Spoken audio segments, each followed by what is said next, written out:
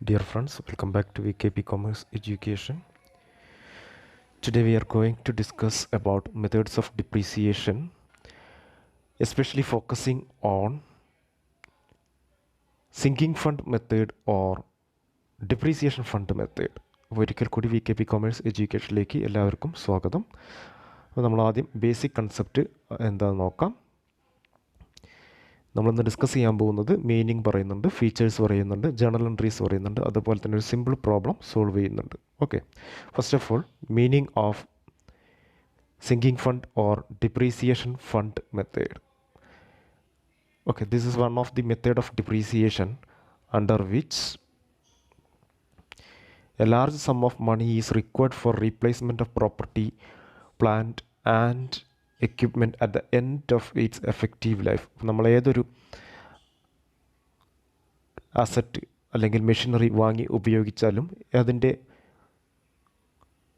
ഉപയോഗക്ഷമമായിട്ടുള്ള പീരിയഡിന് ശേഷം നമ്മൾ വീണ്ടും പുതിയൊരു അസറ്റ് വാങ്ങേണ്ടതായിട്ട് വരും. അപ്പോൾ അത്തരമൊരു ടൈം പീരിയഡിൽ പുതിയ അസറ്റ് മേടിക്കുമ്പോഴേക്കും ആ പുതിയ അസറ്റിനുള്ള എമൗണ്ട് നമ്മൾ കണ്ടെത്തേണ്ടിയിരിക്കുന്നു.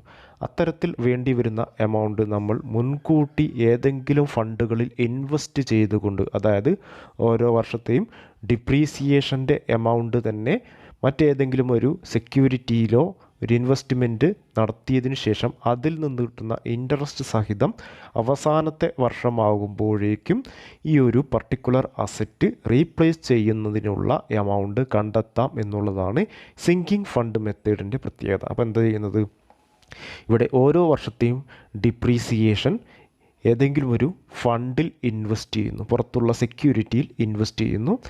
ദെൻ ആ വർഷത്തെ ഓരോ വർഷത്തെയും അവസാനത്തെ ഡിപ്രീസിയേഷൻ പുറത്തുള്ള സെക്യൂരിറ്റിയിൽ ഇൻവെസ്റ്റ് ചെയ്യുന്നു. ദെൻ നെക്സ്റ്റ് ഇയർ ആകുമ്പോഴേക്കും 1 ഇയർ കംപ്ലീഷൻ ആകുമ്പോഴേക്കും അതിൻ്റെ ഇൻട്രസ്റ്റ് കിട്ടുന്നു.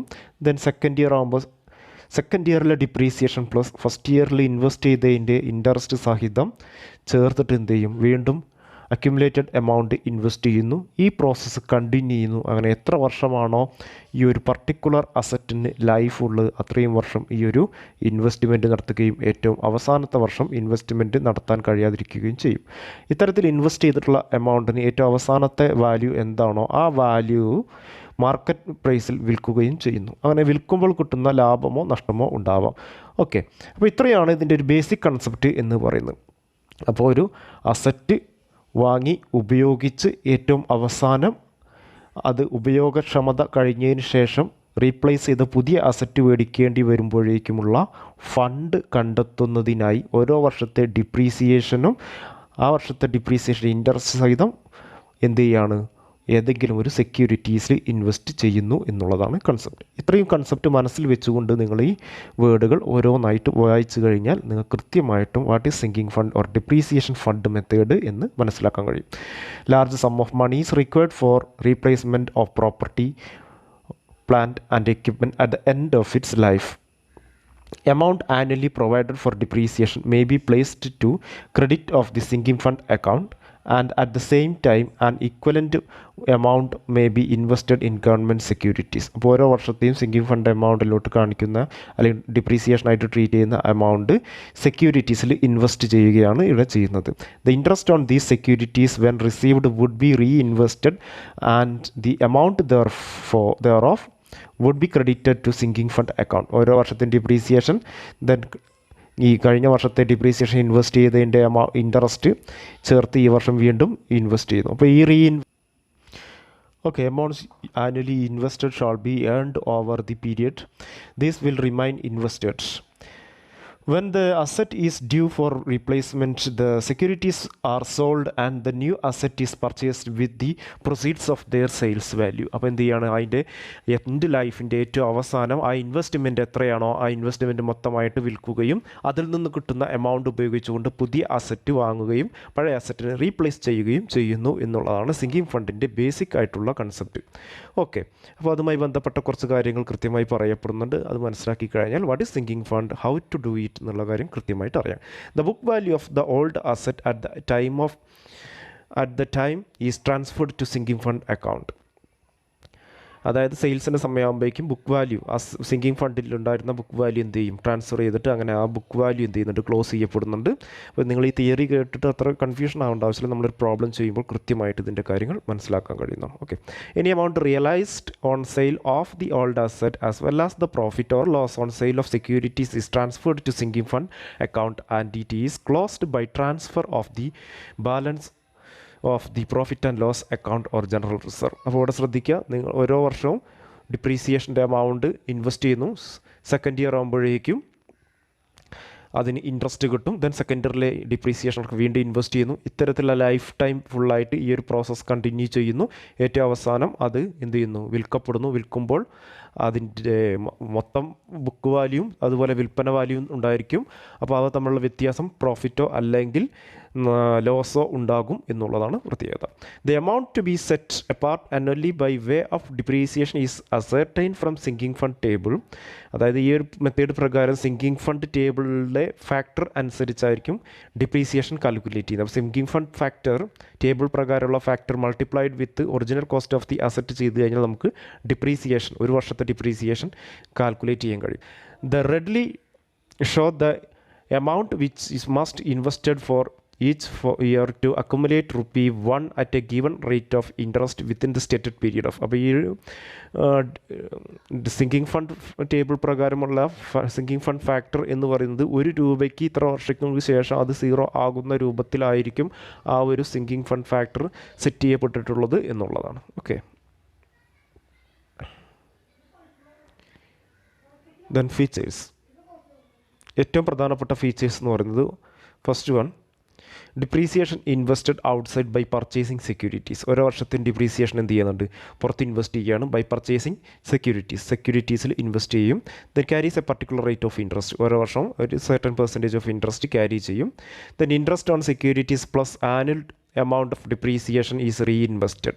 അതെന്ത് ചെയ്യുന്നു, റീഇൻവെസ്റ്റ് ചെയ്യപ്പെടുകയും ചെയ്യുന്നുണ്ട് എന്നുള്ളതാണ്. ഓരോ വർഷത്തെയും ഇൻട്രസ്റ്റും അതുപോലെ തന്നെ ആ വർഷത്തെ ആനുവൽ ഡിപ്രീസിയേഷൻ ചേർത്ത് വീണ്ടും എന്ത് ചെയ്യപ്പെടുന്നുണ്ട്, റീഇൻവെസ്റ്റ് ചെയ്യപ്പെടുന്നുണ്ട് എന്നുള്ളതാണ്. അടുത്ത പറയുന്നത് എൻഡ് ഓഫ് ദ അസറ്റ്. അസറ്റിൻ്റെ ലൈഫിൽ വെച്ചിട്ട് എന്ത് ചെയ്യുന്നുണ്ട്, അസറ്റ് വിൽക്കുന്നു, പുതിയ അസറ്റ് റീപ്ലേസ് ചെയ്യപ്പെടും. ഇത്രയും കാര്യങ്ങളാണ് ഇവിടെ സംഭവിക്കുന്നത് എന്നുള്ളതാണ്. Then next we are going to discuss journal entries relating to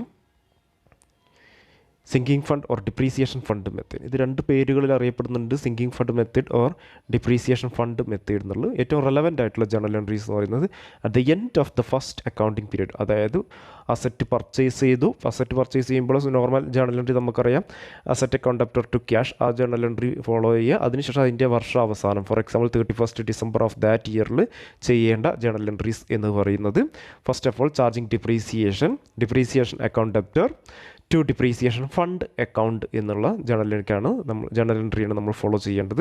അടുത്ത പറയുന്നത് ഫോർ ട്രാൻസ്ഫറിങ്, ഇതേ ഡിപ്രീസിയേഷൻ പ്രോഫിറ്റ് ആൻഡ് ലോസ് അക്കൗണ്ടിലേക്ക് ട്രാൻസ്ഫർ ചെയ്യുമ്പോൾ profit and loss account അപ്റ്റർ to depreciation account. അതിനുശേഷം ഇൻവെസ്റ്റ് ചെയ്യുകയാണ്. ഇപ്പോൾ നിലവിൽ നമ്മൾ ഡിപ്രീസിയേഷൻ കാൽക്കുലേറ്റ് ചെയ്ത amount depreciation fund investment account ഉപയോഗിച്ചുകൊണ്ട് ഇൻവെസ്റ്റ് ചെയ്യുകയാണെങ്കിൽ depreciation fund investment account അപ്റ്റർ to bank account. Depreciation fund investment account അപ്റ്റർ to bank account. Then at the end of each subsequent years, ഇത് next year ആകുമ്പോഴും എന്ത് ചെയ്യും, നമ്മൾ പുതിയ asset മേടിക്കുന്നില്ല, പഴയ അസറ്റിൻ്റെ ആ ജേണൽ എൻട്രി തന്നെ മതി. ദെൻ സെക്കൻഡ് ഇയർ ആകുമ്പോഴും ഇതേ പ്രോസസ്സ് തന്നെ കണ്ടിന്യൂ ചെയ്യും ഫോർ റെസിപ്റ്റ് ഓഫ് ഇൻട്രസ്റ്റ്. അപ്പോൾ നമ്മൾ കഴിഞ്ഞ വർഷത്തിൻ്റെ അവസാനം, അതായത് ഫോർ എക്സാമ്പിൾ 2019 ജനുവരിയിലാണ് നമ്മൾ പർട്ടിക്കുലർ അസറ്റ് മേടിച്ചതെങ്കിൽ അതിൻ്റെ ഡിപ്രീസിയേഷൻ 2019 31st December നമ്മൾ ചാർജ് ചെയ്തു. ആ എമൗണ്ട് നമ്മൾ പുറത്ത് ഇൻവെസ്റ്റ് ചെയ്തു. ആ എമൗണ്ടിന് ഈ വർഷം 2020 December ആകുമ്പോഴേക്കും ഒരു വർഷം ആകും. അപ്പോഴേക്കും എന്തായി, ഇൻട്രസ്റ്റ് കിട്ടും. For receipt of interest bank account അപ്റ്റർ to depreciation fund account. Then for charging depreciation, ഈ വർഷത്തെ ഡിപ്രീസിയേഷൻ അതേപോലെ തന്നെ same amount depreciation account അപ്റ്റർ to depreciation fund account. For transfer depreciation to P&L account, P&L അക്കൗണ്ടിലേക്ക് depreciation charge ചെയ്യുന്നു. Profit and loss account അപ്റ്റർ to depreciation account. For investing the depreciation amount and interest, ആ വാക്ക് പ്രത്യേകം ശ്രദ്ധിച്ചുള്ള, ഈ വർഷത്തെ depreciation എമൗണ്ടും അതായത് കഴിഞ്ഞ വർഷം ഇൻവെസ്റ്റ് ചെയ്തതിൻ്റെ ഇൻട്രസ്റ്റും സഹിതമാണ് കൊടുക്കുന്നത്. ഇൻവെസ്റ്റ് ചെയ്യുന്നത് പ്രാവശ്യം കഴിഞ്ഞ വർഷത്തെ ഇൻവെസ്റ്റ് ചെയ്തതിൻ്റെ ഇൻട്രസ്റ്റ് പ്ലസ് ഈ വർഷത്തെ ഡിപ്രീസിയേഷൻ ചേർത്തിട്ടാണ് നമ്മൾ എന്ത് ചെയ്യുന്നത് ഡിപ്രീസിയേഷൻ ഫണ്ട് ഇൻവെസ്റ്റ്മെൻറ്റിലോട്ട് ട്രാൻസ്ഫർ ചെയ്യപ്പെടുന്നത്. Depreciation fund investment account debtor to bank account. Okay, ഈ ഒരു ജേണൽ എൻട്രി എന്ത് ചെയ്യും, കണ്ടിന്യൂ ചെയ്ത് പോകും. രണ്ടാമത്തെ ജേണൽ എൻട്രി എത്ര വർഷമാണോ ലൈഫ് ഉള്ളത് അത്രയും വർഷം രണ്ടാമത്തെ ജേണൽ എൻട്രി തുടർന്നു പോകും. Then at the end of the last year, ഏറ്റവും അവസാനത്തെ വർഷം എന്ന് പറയുന്നത് for receipt of interest receive ചെയ്യുമ്പോൾ bank account debtor to depreciation fund account. Then for charging depreciation charge ചെയ്യുമ്പോൾ depreciation account debtor to depreciation fund account. For transfer depreciation to P&L account debtor to depreciation account. അവിടെ എന്ത് ചെയ്യുക, no investment will be made. Last year ആകുമ്പോൾ എന്ത് ചെയ്യുന്നില്ല, investment നടത്താൻ കഴിയുന്നില്ല. Depreciation charge ചെയ്തു, ഡിപ്രീസിയേഷൻ്റെ ഇൻവെസ്റ്റ്മെൻറ്റ് നമുക്ക് നടത്താൻ കഴിയില്ല, കാരണം ഈ വർഷം എന്താണ്, ഇൻവെസ്റ്റ്മെൻറ്റ് വിൽക്കാൻ പോവുകയാണ്. Instead the investment will be sold. Then വിൽക്കുന്ന സമയത്ത് for sale of investment bank account debtor to depreciation fund investment account. അതിൽ പ്രോഫിറ്റ് ആണ് എങ്കിൽ, ഫോർ എക്സാമ്പിൾ നമ്മുടെ ഡിപ്രീസിയേഷൻ ഫണ്ട് ഇൻവെസ്റ്റ്മെൻറ്റ് അക്കൗണ്ടിൽ 30,000 രൂപ ഉണ്ട്, നമ്മളത് 32,000 രൂപയ്ക്ക് വിറ്റിട്ടുണ്ടെങ്കിൽ there will be profit of ₹2,000. Profit ഉണ്ടെങ്കിൽ sinking fund investment account debtor to depreciation fund account. Sinking fund investment account or depreciation fund investment എന്നുള്ളതാണ് വരേണ്ടത്. Depreciation fund investment, sinking fund or depreciation fund investment account debtor to depreciation fund account. If sales is at a loss ആണ് നടക്കുന്നതെങ്കിൽ depreciation fund account debtor to depreciation fund investment account. For writing off the old asset, പഴയ asset write off ചെയ്യുന്നതിന് വേണ്ടി depreciation fund account debtor to asset account. ഇത്രയും journal entries നമ്മൾ എന്ത് ചെയ്യേണ്ടി വരും, ഫോർവേഡ് ചെയ്യേണ്ടതായിട്ട് ഉണ്ട് എന്നുള്ളതാണ്. Then last for transferring the credit balance of the depreciation account, depreciation അക്കൗണ്ടിൻ്റെ ക്രെഡിറ്റ് ബാലൻസ് ട്രാൻസ്ഫർ ചെയ്യുന്നതിന് വേണ്ടി depreciation fund account debtor to P&L account എന്നുള്ള ജേണൽ എൻട്രി അഡോപ്റ്റ് ചെയ്യണം. ദെൻ അതല്ല എങ്കിൽ ഫോർ ഡിപ്രീസിയേഷൻ അക്കൗണ്ടിൻ്റെ ഡെബിറ്റ് ബാലൻസ് ആണ് വരുന്നതെങ്കിൽ അത് ട്രാൻസ്ഫർ ചെയ്യുന്നതിന് വേണ്ടി P&L account debtor depreciation fund account എന്നുള്ള ജേണൽ എൻട്രി അഡോപ്റ്റ് ചെയ്യണം. അതുപോലെ തന്നെ പുതിയ അസറ്റ്, അപ്പോൾ വിറ്റ് ലാഭം കിട്ടി ആ കണക്കുകളെല്ലാം കഴിഞ്ഞ് നമ്മൾ എന്ത് ചെയ്യാണ്, പുതിയ അസറ്റ് പർച്ചേസ് ചെയ്യുകയാണ് എങ്കിൽ new asset account debtor to bank account. ഇത് നമ്മളൊരു സിമ്പിളായിട്ടുള്ള പ്രോബ്ലം ചെയ്യുകയാണ്. Pass journal entries and prepare necessary ledger accounts for 3 years under depreciation fund method. Cost of the asset ₹50,000. Lease period 3 years. Rate of interest on investment 5%. Requisite amount of depreciation at the rate 5% of for ₹1 is equal to 0.317028. Then investment were sold at the end of the third year 30,500. അപ്പോൾ ശ്രദ്ധിച്ചോളാം, cost എന്ന് പറയുന്നത് 50,000 period 3 വർഷത്തേക്കാണ്. Rate of interest എന്ന് പറയുന്നത് 5%. Requisite amount, ₹1 5% interest പ്രകാരമുള്ള amount പറയുന്നത് depreciation calculate ചെയ്യേണ്ട എമൗണ്ട് 0.317008 ആണ്. ദെൻ ഇൻവെസ്റ്റ്മെൻറ്റ് വിൽക്കുന്നത് 30,500 രൂപയ്ക്കാണ് ഇൻവെസ്റ്റ്മെൻറ്റ് വിൽക്കപ്പെടുന്നത്. ഡിപ്രീസിയേഷൻ എമൗണ്ട് എങ്ങനെയാണ് കാൽക്കുലേറ്റ് ചെയ്യാൻ നോക്കാം. Is equal to sinking fund factor or depreciation fund factor into original cost of the asset. Then depreciation amount is equal to 0.317208 into 50,000 is equal to 15,860. അപ്പോൾ depreciation calculate ചെയ്തു. Then working note നോക്കുക. Depreciation fund investment അക്കൗണ്ടിൽ എങ്ങനെയാണ്, first ഇയറിൽ നമ്മൾ എൻഡിൽ invest ചെയ്യുന്ന amount എന്ന് പറയുന്നത് 15,860, ഒരു വർഷത്തെ ഡിപ്രീസിയേഷൻ. സെക്കൻഡ് ഇയറിൻ്റെ ഓപ്പണിംഗ് വാല്യൂ 15,860 തന്നെ തുടരും. ദെൻ ആ വർഷം ഇൻട്രസ്റ്റ് കിട്ടുന്നത്, അതായത് നമ്മൾ കഴിഞ്ഞ വർഷം 15,860 ഇൻവെസ്റ്റ് ചെയ്തതിന് ഈ വർഷത്തിൻ്റെ അവസാനമാകുമ്പോഴേക്കും കിട്ടുന്ന ഇൻട്രസ്റ്റ് 15,860 5%, 793 രൂപ ഇൻട്രസ്റ്റ് കിട്ടും. ദെൻ സെക്കൻഡ് ഇയർ ഇൻവെസ്റ്റ്മെൻറ്റ് എന്ന് പറയുന്നത് ഈ വർഷം കിട്ടിയ ഇൻട്രസ്റ്റും ഈ വർഷത്തെ ഡിപ്രീസിയേഷനും അടക്കം 16,653 രൂപ നമ്മൾ എന്ത് ചെയ്യും, ഇൻവെസ്റ്റ് ചെയ്യപ്പെടുന്നുണ്ട് ഈ വർഷം എന്നുള്ളതാണ്. Then second year closing balance എന്ന് പറയുന്നത് ഏറ്റവും അവസാനമാകുമ്പോഴേക്കും 15,860 ഈ വർഷത്തെ ഇൻവെസ്റ്റ്മെൻ്റ് ആയിട്ടുള്ള 16,653 ചേർത്ത് 32,513 ഉണ്ട്. ദെൻ തേർഡ് ഇയറിൻ്റെ ഓപ്പണിംഗ് ബാലൻസ് എന്ന് പറയുന്നത് 32,513 ആയിരിക്കും. ദെൻ ആ വർഷത്തിൻ്റെ അവസാനം വിൽപ്പന നടത്തുകയാണ്, ആ വർഷം ഇൻവെസ്റ്റ്മെൻ്റ് ഇല്ല, വിൽപ്പന നടത്തുമ്പോൾ 30,500 രൂപയ്ക്ക് വിറ്റിട്ടുണ്ട്. അങ്ങനെയാണ് എങ്കിൽ അവിടെ 2013 രൂപയുടെ ലോസാണ് സംഭവിച്ചിട്ടുള്ളത്. അതായത് തേർഡ് ഇയർ ക്ലോസിംഗ് ബാലൻസ് എന്ന് പറയുന്നത് 32,513 ഉണ്ടായിരുന്നു. പക്ഷേ വിറ്റിട്ടുള്ള എമൗണ്ട് 30,500 രൂപയ്ക്കാണ്. അതുകൊണ്ട് തന്നെ അവിടെ ലോസ് എന്ന് പറയുന്നത് 2013 രൂപയാണ് ലോസ് എന്ന് പറയുന്നത്. ഇനി നമ്മൾ കാൽക്കുലേറ്റ് ചെയ്യേണ്ടത് ഡിപ്രീസിയേഷൻ ഫണ്ട് അക്കൗണ്ടിൻ്റെ അഡ്ജസ്റ്റ്മെൻ്റ് ആണ്. അതെങ്ങനെയാണ് കാൽക്കുലേറ്റ് ചെയ്ത് നോക്കുക. ഫസ്റ്റ് ഇയർ എൻഡിൽ ഡിപ്രീസിയേഷൻ 15,860 ഉണ്ട്. അതുപോലെ തന്നെ സെക്കൻഡ് ഇയറിൻ്റെ ഓപ്പണിംഗ് വാല്യൂ 15,860 തന്നെയാണ്. അതിൻ്റെ കൂടെ ഇൻട്രസ്റ്റ് ആഡ് ചെയ്യുമ്പോൾ 793 ആഡ് ചെയ്തു. ഡിപ്രീസിയേഷൻ സെക്കൻഡ് ഇയറിലെ ഡിപ്രീസിയേഷൻ കൂടി ആഡ് ചെയ്താൽ 15,860. സെക്കൻഡ് ഇയർ ക്ലോസിങ്ങിൽ ടോട്ടൽ 32,530. തേർഡ് ഇയറിൽ ശ്രദ്ധിക്കുക, തേർഡ് ഇയറിൽ 32,513 ഉണ്ട്. തേർഡ് ഇയറിൽ 5% ഇൻട്രസ്റ്റ് കൂടി ആഡ് ചെയ്യുമ്പോൾ 1,626 രൂപയായി.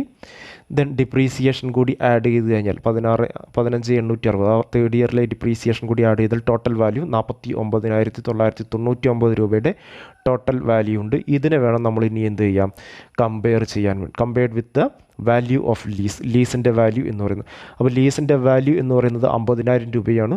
ലീസ് വിറ്റപ്പോൾ നഷ്ടം എന്ന് പറയുന്നത് 2013 അപ്പോൾ 52,013 രൂപ ലീസിൻ്റെ വാല്യൂ ഉണ്ട്. അതുകൊണ്ട് തന്നെ ഈ അക്കൗണ്ടിലെ അഡ്ജസ്റ്റ് ചെയ്യുന്ന ബാലൻസ് അല്ലെങ്കിൽ balance left in depreciation account fund account transferred to profit and loss account will be 2014 രൂപയായിരിക്കും P&L അക്കൗണ്ടിലോട്ട് ട്രാൻസ്ഫർ ചെയ്യേണ്ട എമൗണ്ട് എന്ന് പറയുന്നത്. എങ്ങനെ കിട്ടിയിട്ടുള്ളത് 52,013 മൈനസ് 49,999 രൂപ. ഓക്കെ, ഇനി നമ്മളത് പ്രോബ്ലം ചെയ്യുകയാണ്. ആദ്യം ജേണൽ എൻട്രീസ് അഡോപ്റ്റ് ചെയ്യാം. ഫസ്റ്റ് ജേണൽ എൻട്രി, ഫസ്റ്റ് ഇയറിൽ 3 വർഷമാണ് നമുക്ക് ജേണൽ എൻട്രീസ് ഫോളോ ചെയ്ത് ലെഡ്ജർ പ്രിപ്പയർ ചെയ്യേണ്ടത്. ഫസ്റ്റ് ഇയറിൽ as usual we are written the format of journal entry. Now we are going to record the transaction in chronological order. First year, 1st January purchase ചെയ്താണ് lease account debtor to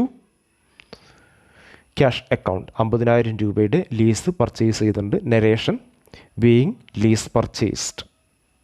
okay, then second 31st December ആ വർഷത്തിൻ്റെ അവസാനം, first ഇയറിൽ തന്നെ ഏറ്റവും അവസാനം depreciation charge ചെയ്യണം. Depreciation account debtor 15,860 to depreciation fund account 15,860.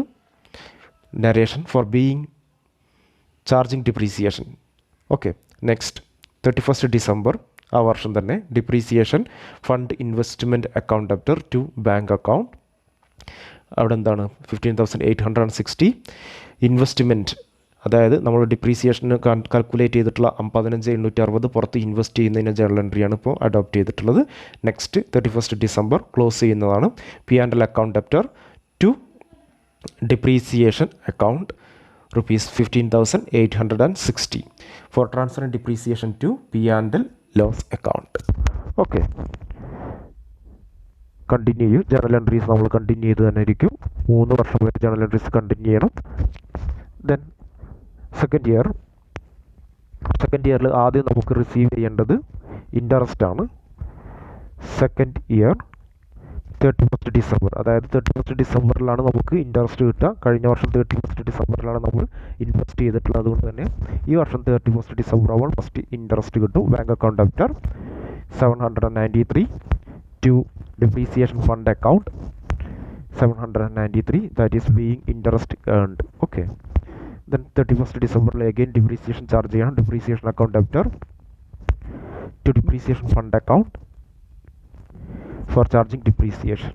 Okay, 31st December depreciation fund investment account debtor to bank account. നമ്മൾ ഇൻവെസ്റ്റ് ചെയ്യാൻ പോവുകയാണ്. എന്തൊക്കെ എമൗണ്ടാണ് ഈ വർഷത്തെ ഡിപ്രീസിയേഷനും കഴിഞ്ഞ വർഷം ഇൻവെസ്റ്റ് ചെയ്തതിൻ്റെ ഈ വർഷം കിട്ടിയിട്ടുള്ള ഇൻട്രസ്റ്റ് സഹിതം വേണം നമ്മൾ റീ ഇൻവെസ്റ്റ് ചെയ്യാൻ വേണ്ടി 16,653 രൂപ for investment of amount of depreciation and interest. Okay, then 31st December depreciation close ചെയ്യുന്നു. Profit and loss account debtor to depreciation account, being depreciation transferred to P&L account. The same entry will be followed for third year or the last year. Last year ആകുമ്പോൾ ശ്രദ്ധിക്കുക, ഇവിടെയാണ് കുറച്ച് നമ്മൾ കുറച്ചൊരു confusion ഉള്ളത് ഈ ഒരു ഏരിയയിലാണ്. തേർഡ് ഇയർ ആകുമ്പോൾ, ലാസ്റ്റ് ഇയർ ആകുമ്പോൾ മാത്രമാണ് സെയിൽസ് നടക്കുമ്പോൾ ശ്രദ്ധിച്ചോളണം. തേർഡ് ഇയർ 31st ഡിസംബറിൽ വീണ്ടും ഇൻട്രസ്റ്റ് റിസീവ് ചെയ്യാണ്. ബാങ്ക് അക്കൗണ്ട് ഡെപ്റ്റർ 1626 രൂപയുടെ ഇൻട്രസ്റ്റ് കിട്ടും. Bank account debtor to depreciation fund account being interest earned. Then 31st December depreciation account to depreciation fund account depreciation charge ചെയ്തിട്ടുള്ളതാണ്. Then ഈ വർഷം investment ഇല്ല എന്നുള്ളത് മനസ്സിലാക്കുക. തേർഡ് ഇയറിൽ വിൽപ്പനയാണ് നടക്കുന്നത്. അതുകൊണ്ട് തന്നെ 31st ഡിസംബർ തേർഡ് ഇയർ ആകുമ്പോൾ നമുക്ക് എന്തില്ല, പുതിയ ഇൻവെസ്റ്റ്മെൻറ്റ് നടത്താൻ കഴിയില്ല. ദെൻ ബാങ്ക് അക്കൗണ്ട് നമ്മൾ വിൽക്കുകയാണ്, വിൽക്കുമ്പോൾ കിട്ടുന്ന amount bank account debtor to depreciation fund investment account 30,500 രൂപയ്ക്കാണ് നമ്മൾ ആ ഒരു ഇൻവെസ്റ്റ്മെൻറ്റ് വിറ്റിട്ടുള്ളത്, സെയിൽ ഓഫ് ഇൻവെസ്റ്റ്മെൻറ്റ്. അപ്പോൾ അതിൽ നമുക്ക് 2013 രൂപയുടെ നഷ്ടം സംഭവിച്ചിട്ടുണ്ട്. അപ്പോൾ നോക്കുക, ഇനി പ്രോഫിറ്റ് ആൻഡ് ലോസ് അക്കൗണ്ടിൽ ഡിപ്രീസിയേഷൻ ക്ലോസ് ചെയ്യുന്നതിനുള്ള ജേണൽ എൻട്രിയാണ് profit and loss account debtor to depreciation account ₹15,860 for transfer depreciation to P&L account. അപ്പോൾ ഇത്രയും ജേണൽ എൻട്രി വരെ ഓക്കെയാണ്. അപ്പോൾ ഇനിയാണ് നമുക്ക് കോംപ്ലിക്കേഷൻ സ്റ്റാർട്ട് ചെയ്യുന്നത്. അപ്പോൾ നിങ്ങൾ എന്ത് ചെയ്യണം, ഇതുവരെയുള്ള ജേണൽ എൻട്രീസ് കൃത്യമായി ലെഡ്ജർ പ്രിപ്പയർ ചെയ്തതിന് ശേഷം മാത്രമേ അടുത്ത ജേണൽ എൻട്രീസിനൊക്കെയുള്ള എൻട്രി എഴുതാം. പക്ഷേ എമൗണ്ട് എഴുതണമെങ്കിൽ, അതായത് പ്രോഫിറ്റ് ആണോ ലോസ് ആണോ തുടങ്ങിയ കാര്യങ്ങളൊക്കെ എഴുതണമെങ്കിൽ നമ്മൾ എന്ത് ചെയ്യണം, ഈ ജേണൽ എൻട്രീസ് കൃത്യമായി പോസ്റ്റ് ചെയ്തതിന് ശേഷം മാത്രമേ അടുത്ത സ്റ്റെപ്പിലോട്ട് പോകാൻ പാടുള്ളൂ എന്നാണ് കൃത്യമായി. Then the last year, the continuing journal entry, that is the depreciation fund account has to be closed and also the particular lease account has to close.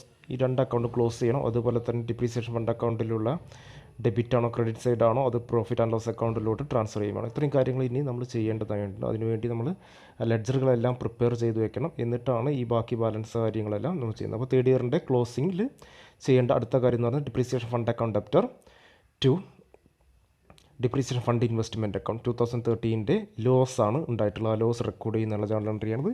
Being loss on sale of investment transferred to depreciation fund account. Then third year അതിൻ്റെ 31st ഡിസംബറിൽ തന്നെ third ഇയറിൻ്റെ എൻഡിൽ depreciation fund account debtor to lease account particular ആയിട്ടുള്ള asset write off ചെയ്തിട്ടുള്ള journal എൻട്രിയാണിത്. Lease amount written off against okay, written off by transfer to depreciation fund account. Then അടുത്ത് നമ്മൾ ആ ലെഡ്ജർ കൃത്യമായി ക്രിയേറ്റ് ചെയ്ത് കഴിഞ്ഞാൽ അതിൻ്റെ ഡെബിറ്റ് ബാലൻസ് ആണോ ക്രെഡിറ്റ് ബാലൻസ് ആണോ എന്നുള്ളത് കൃത്യമായിട്ട് കാണാൻ കഴിയും. ഡിപ്രീസിയേഷൻ ഫണ്ട് അക്കൗണ്ടിന് profit and loss account debtor to depreciation fund അക്കൗണ്ടിൽ ലോസ് വന്നിട്ടുള്ള 2014 റുപ്പീസ് നമ്മൾ എന്ത് ചെയ്യണം, ട്രാൻസ്ഫർ ചെയ്യണം. Balance left in depreciation fund account to be transferred to P&L account. അപ്പോൾ ഈ അവസാനത്തെ ജേണൽ എൻട്രി ചെയ്യുന്നതിന് മുമ്പായിട്ട് നമ്മൾ ലെഡ്ജറുകൾ കൃത്യമായി പ്രിപ്പയർ ചെയ്യണം. അതിനുശേഷം മാത്രമേ അവസാനത്തെ ജേണൽ എൻട്രി എഴുതാനും പോസ്റ്റ് ചെയ്യാനും കഴിയുകയുള്ളൂ എന്നുള്ളത് മനസ്സിലാക്കുക. ഓക്കെ, പ്രധാനപ്പെട്ട ലെഡ്ജർ ഏതൊക്കെയാണെന്ന് നോക്കാം. First of all depreciation fund investment account ശ്രദ്ധിച്ചോളുക, എന്തൊക്കെയാണ് അവിടെ ചെയ്തിട്ടുള്ളത് എന്നുള്ളത്. ആ ജേണൽസ് കൃത്യമായിട്ട് അറിയാമെങ്കിൽ നമുക്ക് ചെയ്യാവുന്നതാണ്. ഫസ്റ്റ് ഇയറിൽ 31st ഡിസംബറിൽ ബാങ്ക് അക്കൗണ്ട് എന്ന് പറഞ്ഞിട്ട് ആണ് ഇൻവെസ്റ്റ് ചെയ്തിട്ടുള്ള 15,860. ആ വർഷം ഇൻട്രസ്റ്റ് ഇല്ല, കാരണം ആ വർഷം തന്നെ ക്ലോസിംഗ് ആണ്. ആ വർഷത്തെ എൻഡിൽ ഡിപ്രീസിയേഷൻ ആ വർഷത്തിൻ്റെ എൻഡിൽ വെച്ച് ക്ലോസ് ചെയ്തു. ദെൻ അതായിരിക്കും നെക്സ്റ്റ് ഇയറിലെ ഓപ്പണിംഗ് എന്ന് പറയും. സെക്കൻഡ് ഇയറിൽ 1st ജനുവരി ഓപ്പണിംഗ് ബാലൻസ് 15,860. അതിൻ്റെ 31st ഡിസംബർ ആയപ്പോഴേക്കും 15,860 കഴിഞ്ഞ വർഷത്തെ ഇതിനുള്ള ഇൻട്രസ്റ്റ് 793 അടക്കം പുതിയ ഇൻവെസ്റ്റ്മെൻറ്റ് ഈ വർഷത്തെ ഡിപ്രീസിയേഷൻ 15,860 ചേർത്തിട്ട് ടോട്ടൽ 16,653 ഇൻവെസ്റ്റ് ചെയ്തു. അപ്പോൾ ഈ ഇൻവെസ്റ്റ്മെൻറ്റിൽ ടോട്ടലായിട്ടുള്ളത് ആ വർഷത്തിൻ്റെ ക്ലോസിംഗ് എന്ന് പറയുന്നത് 32,513 തേർഡ് ഇയറിൻ്റെ ഓപ്പണിങ്ങിൽ 32,513 രൂപ ഉണ്ടായിരുന്നു എന്നുള്ളതാണ് ശ്രദ്ധിക്കേണ്ട ഡിപ്രീസിയേഷൻ ഫണ്ട്. പിന്നെ ആ വർഷം മൂന്നാമത്തെ വർഷം ഇൻവെസ്റ്റ്മെൻറ്റ് നടത്തുന്നില്ല എന്നുള്ളതാണ്. എന്തുകൊണ്ടാണ് നടത്താത്തത് പ്രത്യേകം മനസ്സിലാക്കിക്കൊള്ളുക. 1st ജാനുവരിയിൽ ഓപ്പണിംഗ് ബാലൻസ് 32,513 ഉണ്ട്. ആ ക്ലോസിംഗ് ആകുമ്പോൾ ആണ് നമുക്ക് ഡിപ്രീസിയേഷൻ ആവുന്നത് 31st ഡിസംബർ ആകുമ്പോഴേക്കും. അവിടെ ഇൻവെസ്റ്റ് ചെയ്യാൻ കഴിയുന്നില്ല, കാരണം 31st ഡിസംബർ ആകുമ്പോൾ നമ്മൾ വിൽക്കുകയാണ്, ആ അസറ്റ് വിൽക്കുകയാണ്, അല്ലെങ്കിൽ ആ ഇൻവെസ്റ്റ്മെൻറ്റ് വിൽക്കുകയാണ്. അപ്പോൾ അതുകൊണ്ട് ആ വർഷത്തെ ഡിപ്രീസിയേഷൻ നമുക്ക് എന്ത് ചെയ്യാൻ കഴിയില്ല, ഇൻവെസ്റ്റ് ചെയ്യാൻ കഴിയില്ല. അതുകൊണ്ട് തേർഡ് ഇയറിലെ ഓപ്പണിംഗ് ബാലൻസ് ആയിട്ടുള്ള 32,513 തന്നെ അത് തുടരും. അതിൻ്റെ ക്ലോസിംഗ് വാല്യൂ എന്ന് പറയുന്നത് 32,513 ആയിരിക്കും. ഇനി അത് വിൽക്കുകയാണ്. വിൽക്കുമ്പോൾ ശ്രദ്ധിച്ചോളാം, 30,500 രൂപയ്ക്ക് വിറ്റു ബൈ ബാങ്ക്. ദെൻ ഡിപ്രീസിയേഷൻ എത്രയുണ്ട്? ഡിപ്രീസിയേഷൻ ഫണ്ട്, അതായത് ലോസ് ഡിപ്രീസിയേഷൻ ഫണ്ട് അക്കൗണ്ടിലോട്ട് ട്രാൻസ്ഫർ ചെയ്തു. 2013 രൂപയ്ക്ക് ഉള്ള ലോസ് ട്രാൻസ്ഫർ ചെയ്തു. അങ്ങനെ നമ്മൾ എന്ത് depreciation fund investment account close ചെയ്തു. അടുത്ത് നമ്മൾ പ്രിപ്പയർ ചെയ്യാൻ പോകുന്ന അക്കൗണ്ട് എന്ന് പറയുന്നത് ഡിപ്രീസിയേഷൻ ഫണ്ട് അക്കൗണ്ടാണ്. ഡിപ്രീസിയേഷൻ ഫണ്ട് അക്കൗണ്ടിൽ ശ്രദ്ധിച്ചോളാം, ക്രെഡിറ്റ് സൈഡിലാണ് സ്റ്റാർട്ട് ചെയ്യുന്നത്. ഫസ്റ്റ് ഇയറിലെ ഓപ്പണിംഗ് ബൈ ഡിപ്രീസിയേഷൻ 31 ഡിസംബറിൽ ഫസ്റ്റ് ഐറ്റം ഡിപ്രീസിയേഷൻ 15,860. ആ വർഷം പിന്നെ എന്തില്ല, ഇൻട്രസ്റ്റ് ഒന്നും കിട്ടുന്നില്ല. അതുകൊണ്ട് തന്നെ ബാലൻസ് ക്യാരി ഡൗൺ എന്ന് പറഞ്ഞിട്ട് ആ വർഷം ക്ലോസ് ചെയ്തു. ദെൻ 15,860 നെക്സ്റ്റ് ഇയറിൻ്റെ ഓപ്പണിംഗ് ബാലൻസ്. സെക്കൻഡ് ഇയറിൽ ക്രെഡിറ്റ് സൈഡിലോട്ട് നോക്കുക. 1 January by balance brought on 15,860. Then by bank interest കിട്ടിയിട്ടുള്ള 793. ദെൻ ആ വർഷത്തെ ഡിപ്രീസിയേഷൻ 15,860. ടോട്ടൽ 32,513 ക്ലോസിംഗ് ബാലൻസ് ഉണ്ട്. ദെൻ തേർഡ് ഇയറിൻ്റെ ഓപ്പണിംഗ് ബാലൻസ് 32,513. ദെൻ സെക്കൻഡ് ഇയറിൽ മൊത്തം എമൗണ്ടിൻ്റെ ഇൻട്രസ്റ്റ് കിട്ടിയിട്ടുള്ളത് തേർഡ് ഇയറിൽ ക്ലോസിംഗ് ആകുമ്പോൾ കിട്ടുന്ന ഇൻട്രസ്റ്റ് 1,626 രൂപ ഇൻട്രസ്റ്റ് കിട്ടിയിട്ടുണ്ട്. 1,620. ആ വർഷത്തെ ഡിപ്രീസിയേഷൻ 15,860 ഡിപ്രീസിയേഷൻ ഫണ്ട് അക്കൗണ്ടിലോട്ട് വരുന്നുണ്ട്. ഇൻവെസ്റ്റ്മെൻ്റ് അല്ല, പ്രത്യേകം ശ്രദ്ധിച്ചുള്ള ഫണ്ടാണ്. ഡിപ്രീസിയേഷൻ ഫണ്ടിലോട്ട് 15,860 വന്നിട്ടുണ്ട്. ദെൻ ഡെബിറ്റ് സൈഡിലോട്ട് നമ്മൾ അതിൻ്റെ ലീസ് എമൗണ്ട് എഴുതി, അതുപോലെ തന്നെ ഡിപ്രീസിയേഷൻ ലോസും എഴുതി. ഇത്രയും ചെയ്യണം. അതായത് ക്രെഡിറ്റ് സൈഡിൽ ബാലൻസ് ബ്രോഡൗണും ബാങ്ക് അക്കൗണ്ടും ഡിപ്രീസിയേഷൻ അക്കൗണ്ടും 32,513, 1,626, 15,860. അതുപോലെ തന്നെ ഡെബിറ്റ് സൈഡിൽ 2013 50,000 വരെയുള്ള എഴുതിയതിന് ശേഷം ഇതിൽ പ്രോഫിറ്റ് ആണോ ലോസ് ആണോ, അതായത് ഡെബിറ്റ് സൈഡ് ആണോ ക്രെഡിറ്റ് സൈഡ് ആണോ കൂടുതലും നോക്കിയതിന് ശേഷം മാത്രമേ അവസാനത്തെ ജേർണൽ എൻട്രി ആയിട്ടുള്ള P&L account debtor to depreciation fund account എഴുതാൻ കഴിയുള്ളൂ. അപ്പോൾ ഇത് എവിടെയാണോ കുറവ് അതിനനുസരിച്ച് നമുക്ക് ലാസ്റ്റ് ജേണൽ എൻട്രി എഴുതാൻ പറ്റുകയുള്ളൂ. അതുകൊണ്ടാണ് ഞാൻ ആ ഒരു ജേണൽ എൻട്രി പറഞ്ഞ സമയത്ത് ഈ ലെഡ്ജർ പ്രിപ്പയർ ചെയ്തിട്ടാണ് ഏറ്റവും അവസാനത്തെ ജേണൽ എൻട്രി എഴുതേണ്ടത് എന്ന് പറഞ്ഞിട്ടുണ്ടായിരുന്നു. ഓക്കെ, അപ്പോൾ ഇവിടെ നമുക്ക് മനസ്സിലായി ക്രെഡിറ്റ് സൈഡാണ് കുറവ് 2014. സോ P&L അക്കൗണ്ടിൻ്റെ ഒക്കെ ആ ലോസ് നമ്മൾ എന്ത് ചെയ്തിട്ടുണ്ട്, ട്രാൻസ്ഫർ ചെയ്യപ്പെട്ടിട്ടുണ്ട് എന്നുള്ളതാണ്. P&L account debtor to depreciation fund account 2014 രൂപയുടെ ലോസ് ചെയ്തിട്ടുണ്ട്. ഓക്കെ, ദെൻ ലീസ് അക്കൗണ്ടാണ്. ലീസ് അക്കൗണ്ട് ഫസ്റ്റ് ഇയറിൽ പർച്ചേസ് ചെയ്തതാണ്. ഫസ്റ്റ് ഇയറിൽ പർച്ചേസ് ചെയ്തിട്ട് പിന്നെ അതിന് ഇഫക്റ്റ് വരുന്നത് തേർഡ് ഇയറിൽ മാത്രമേ അതിന് ഇഫക്റ്റ് വരുന്നുള്ളൂ. ഫസ്റ്റ് ഇയറിൽ പർച്ചേസ് ചെയ്തതിൻ്റെ ജേണൽ എൻട്രിയാണ് to cash lease account debtor to cash എന്നുള്ള 50,000. ദെൻ അതിൻ്റെ ക്ലോസിങ് ക്യാരി ഡൗൺ ചെയ്തു. സെക്കൻഡ് ഇയറിൽ ബ്രോ ഡൗൺ ചെയ്തു. സെക്കൻഡ് ഇയറിൽ അഗെയിൻ ക്ലോസ് ചെയ്തു. ദെൻ തേർഡ് ഇയറിൽ അഗെയിൻ ഓപ്പൺ ചെയ്തു. തേർഡിൻ്റെ ഏറ്റവും അവസാനം മാത്രമേ പിന്നെ ലീസുമായി ബന്ധപ്പെട്ട ജേണൽ എൻട്രി ഉള്ളൂ. That is depreciation fund account debtor to lease account. ആ ജേണൽ എൻട്രിയാണ് ഏറ്റവും അവസാനം തേർഡ് ഇയറിൻ്റെ ക്ലോസിങ്ങിലുണ്ട് 50,000. അങ്ങനെ എന്ത് ചെയ്തു, ലീസ് അക്കൗണ്ട് ക്ലോസ് ചെയ്ത് പോയിട്ടുണ്ട്. ഓക്കെ, ആദ്യത്തെ ഒരു പ്രോബ്ലം ചെയ്യുമ്പോൾ ബുദ്ധിമുട്ടുണ്ടായിരിക്കും. തുടർച്ചയായിട്ട് കുറേ പ്രോബ്ലങ്ങൾ ചെയ്യുമ്പോൾ sinking fund or depreciation fund investment വളരെ എളുപ്പമായിട്ട് മനസ്സിലാക്കും.